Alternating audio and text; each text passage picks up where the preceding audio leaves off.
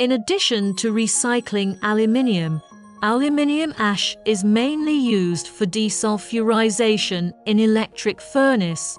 The working principle of aluminium ash ball press is that the main motor is transmitted to the reducer through the belt, and the reducer is transmitted to the drive shaft through the coupling, and then by a pair of open gears to ensure the synchronization of the two roller shafts. The passive roller is supported by the piston of the hydraulic cylinder.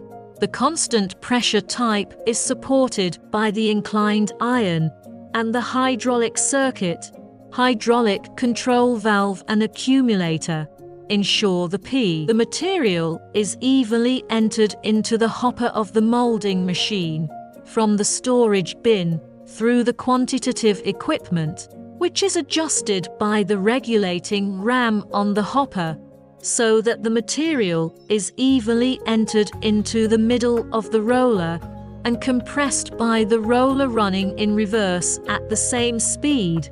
The unit forming pressure of the material increases from small to large, and the forming pressure reaches the maximum at the center line of the roller. After the material passes through the line, the forming pressure becomes smaller rapidly, so that the material is smoothly depel.